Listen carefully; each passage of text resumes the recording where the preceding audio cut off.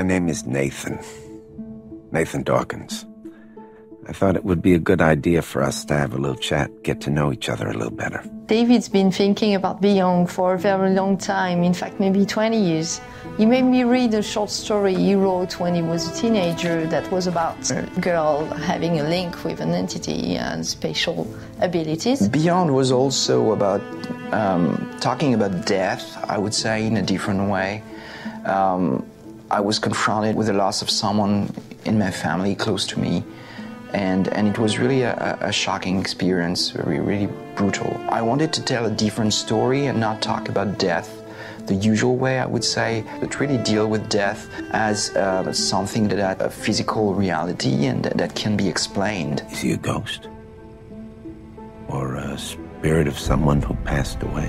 I had the story in mind, I was starting to take notes, and I'm used to look for pictures of actors. And the first image I found for this character of Jodie was a picture of Ellen. She looked really strong. She seemed to know what she wanted, but at the same time there was something fragile and vulnerable in her eyes.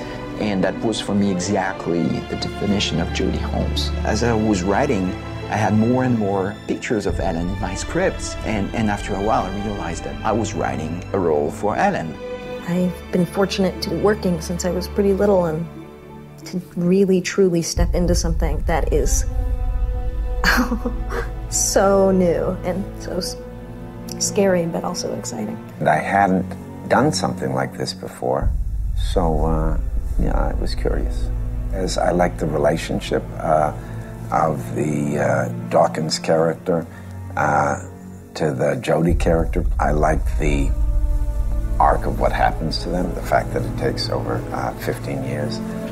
There are lots of possibilities for lots of complexity and lots of interesting subtleties and takes on the relationship.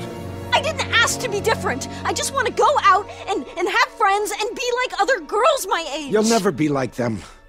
You need to get used to that. David came to LA and we spent like an afternoon going through everything. And, you know, it's... usually when you go into a movie, you're dealing with this like 100-ish page script. And, you know, this is ultimately a 2,000-page script. I remember just being in my place with like these stacks of scripts and being like, how do I where does one begin here, you know? It's hard to keep track because of the interactive aspects of the game. The story can go lots of different ways. That was something that was really hard for me to wrap my brain around as we're shooting. This shooting was a lot of pressure because of the presence of Ellen Page and Willem Dafoe. We knew we would have a limited time and that we wanted to be efficient. So we worked maybe 3-4 months just preparing the sessions and making sure we know pretty much hour by hour what we would do and that everything would fit in the schedule. When you come here, you just have all these cameras all around, but there is no set, no wardrobe. So you're just pretty much naked on set and you need to say, okay, give me your lines and make me believe in what you say. And when you look around, I want you to feel like you see something and you know where you are and you know what's going on around you. I can't make it! You can, Jimmy! Come on, jump! I'm gonna die! I know I'm gonna die!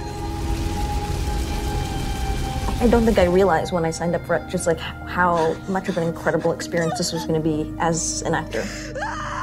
I mean, it's been like some kind of crazy acting boot camp or something, you know? I'm sorry. I'm so sorry. I should have never sent you in there. I was so afraid I had lost you. It was a year in shooting pretty much every day. It was about 160 actors on set. It's about 4 or 5 hours of dialogues. It's about 50,000 unique animations. It's about 15,000 shots, unique camera shots. So it's a crazy amount of work. Because the player is making, you know, the choices of where they want the story to go. You could be having essentially like 4 different conversations at once, and you know, you're kind of filming it all, but you're filming it linearly, you know? So it's such an interesting thing, and You just do it. It's difficult, but you need to understand this is a great opportunity for you. No one can tell me what to do with my life. I don't care what you think. I'm not going anywhere. You can tell the CIA to fuck off because I'm not going anywhere. It's like any movie or working with any great director. You want to realize their vision. The pleasure for me as an actor is not interpreting something. It's really becoming the material. And it really is serving someone's vision and then making it my vision. And it excites you because you have new energy when you have a shift of understanding or you catch someone else's passion. I was here to help actors to understand to what point in the story they were, in what emotional state the character was at the time, and what's going on around them. So it was a very, very, very interesting work, I think, for any director, and I really enjoyed it.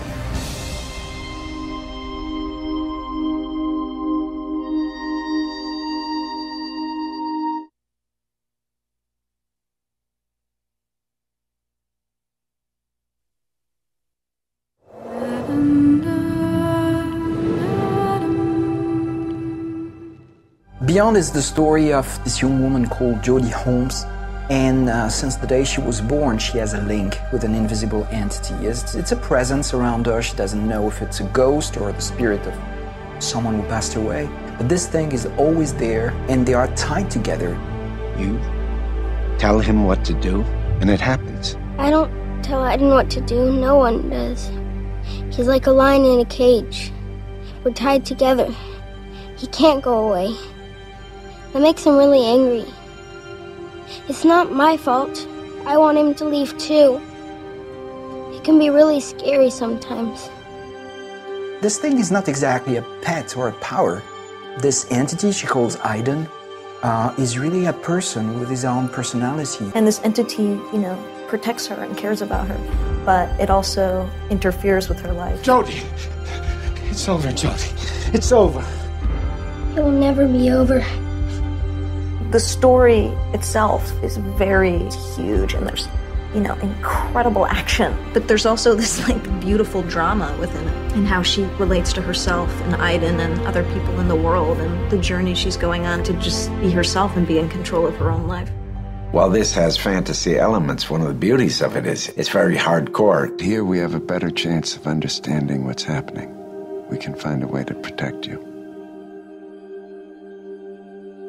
Nobody can protect me. I like the basic idea of this gifted little girl growing up in this environment and the scientist bonding with her and becoming a surrogate father. I was interested in this idea of adults being fascinated by this little girl and what she can do and wanting. She's got a very interesting psychological profile for a kid her age, that's for sure. So there is a strange relationship between them, of a father to his daughter, but at the same time the daughter has this power and the secrets, and she knows so much that Dawkins would like to discover. Not only am I a surrogate father, but I start to see how I can use her for my particular agenda. I'm begging you. Jodie, do this for me. It's a complicated relationship they have. There's lots of complexities of combination of love and betrayal between the two of them. Did you ever just stop and think about what I want? When she's 14, 15, 16, she's living in a facility. She doesn't really have any friends. When she tries to, this entity often interferes. It interferes with her love life. I'm not yours, Aiden. I can have a relationship with whoever I want. This is my life. And she's just very, very profoundly frustrated and annoyed because she can't just exist. I didn't ask to be different. I just want to go out and have friends and be like other girls my age. You'll never be like them. You need to get used to that. We learned through studying her that there are souls We figure a way to contain them all and study them. Hold. Okay, I'm recording. So, trouble is coming. My character's a CIA agent that basically, you know, gets wind and understands what's going on with Jodie and her powers and what she's sort of been. Yeah, I immediately want to get my hands on her and figure out how I can use her. I don't care what you think. I'm not going anywhere. You can tell the CIA to fuck off because I'm not going anywhere. Once we first meet, it's definitely not a pleasant, you know, meeting. She realizes why I'm there, and I'm not there for really great reasons for her, changing her life completely. It's your room. This is where you'll study and sleep for the next 3 years. Your training starts tomorrow at 5 a.m. Don't be late. What interested me in the story is that, of course, not everyone has a link with an invisible entity, but we all have something that we need to accept about ourselves, that we cannot change, and we need to live with that. And this is definitely the story of Jodie and Aiden, this entity. I think it's not about paranormal so much, it's about accepting who we are. I just wanted to go out. To go out and be like everyone else for once. I know. It's weird because I think like anyone can relate to that. Anyone can relate to getting rid of our own kind of personal demons to live and be truly present and free, you know. So it's a very thought-provoking game, and the player has to make some very difficult choices. So it's a full journey that the player is going to go on, emotionally.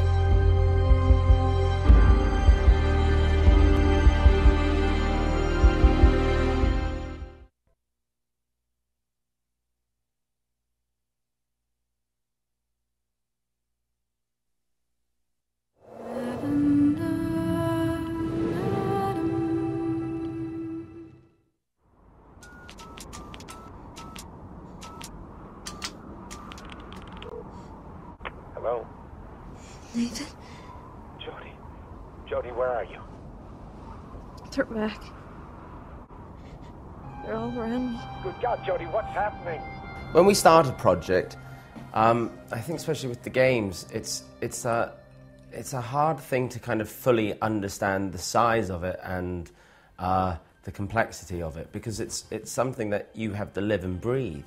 Games are just the same as films. You start off with stills or the actual artwork that's drawn inspiration to them.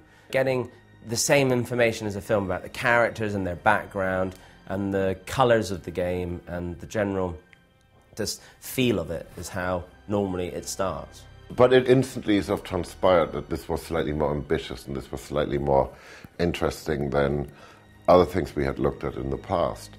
The way you tackle any of these things, you really try to know the life story of your character. And I think that's why, you know, especially this game is so interesting, because it is, you know, people ask, is it a film or is it a game? And there is no difference. Not to me, but you could sit there and watch it as a film. So the way of trying to musically tell a story is the same process.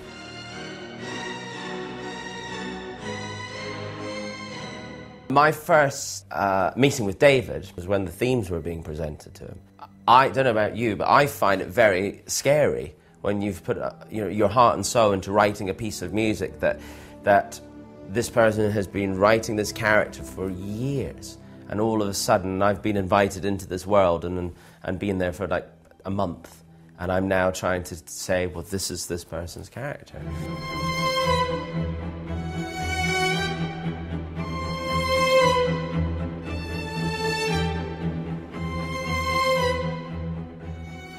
The Ellen Page character to David, you know, is very personal, and it's and he's lived and breathed the development of that character, and like the same, I'm sure, as if it had been a film, but with this game, it's very personal.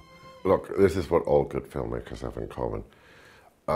They have a vision of what they want to do, and they tell you about this vision. And as they tell me about the vision, I try to think, what is it that they can't tell me? What is it that they can't do? What is it that they can't say elegantly in words or pictures? Or, and what is it that I can sort of bring to the party that is just going to knock their socks off and surprise them. And a good filmmaker will always let you do that. If you look at the like the 3 Dark Knight movies we did with Chris, we really, like each one, we put everything in, all of us, and went, okay, that's it. You know, we can't possibly do another one. And then somebody would come up with like, well, maybe what if? I do try to create an environment around me that lets people tell me their worst ideas, you know, because they're usually their most secret and private and most precious ideas, and something cool will come from it. As games develop, as this new art form develops, we can become more cinematic. And as we become more cinematic, we can actually go and surpass what we have in the cinema. And I think that's interesting, because one of the reasons I really enjoy the whole gaming world is because we are looking for that next thing which can become immersive, that can involve us, that can really, in a way, go beyond entertainment. What annoys a lot of gamers sometimes is constant themes being used all the time. Because unlike a film, that your experience is an hour and a half, but with this game, some people sit there for 5-6 hours, and you don't want to kill them with this theme that keeps appearing all the time. So I think what the challenge with this game was to try to figure out a way of musically telling a story and having development of the characters, but not necessarily make it be repetitive.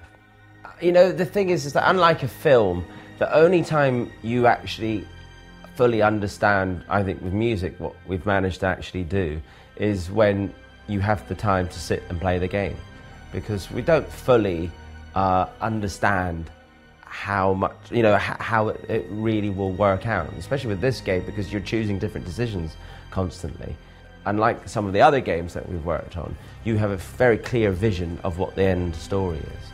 And with this, it's just so exciting because the story changes. So the music experience changes. So if Hans plays it tomorrow, he'll have a different experience musically and game-wise than I will. So it's always going to keep changing.